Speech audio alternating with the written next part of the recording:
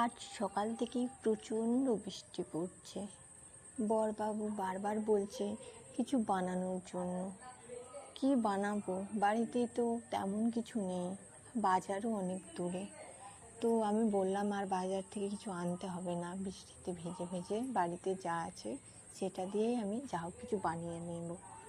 তো দেখলাম বাড়িতে ফ্রিজে ক্যাপসিকাম আছে আর পনির আছে।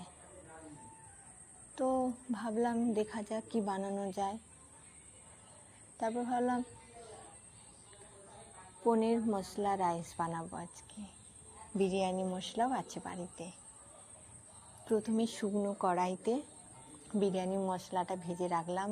ছোট্ট ছোট্ট করে পনিরগুলো কেটে নিয়েছিলাম, সেটাও ভেজে নিলাম সামান্য লবণ হলুদ দিয়ে। সেই তেলেই ক্যাপসিকামটাও লবণ হলুদ দিয়েই ভেজে রাখলাম।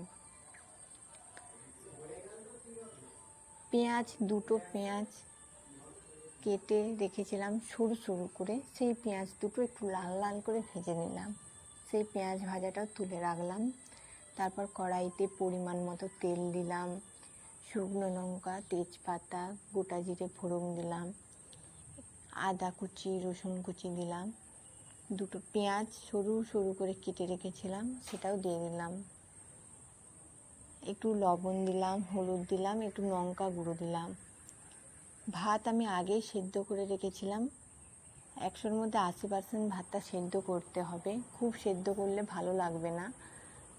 সেই ভাতটা দিয়ে দিলাম, ভালো করে ফ্রাই করে নিলাম। একটু কাশ্মীরি লঙ্কা গুঁড়োও দিলাম, ভালো করে ফ্রাই করে নিলাম।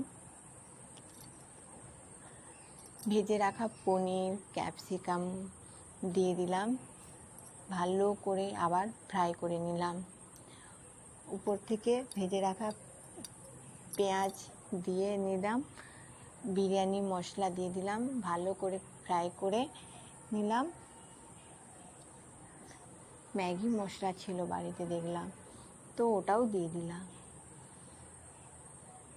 সত্যি বন্ধুরা, খেতে জাস্ট অসাধারণ হয়েছিল।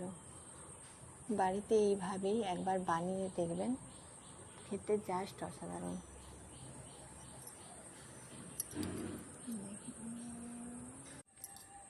আজ সকাল থেকেই প্রচণ্ড বৃষ্টি পড়ছে। বরবাবু বারবার বলছে কিছু বানানোর জন্য।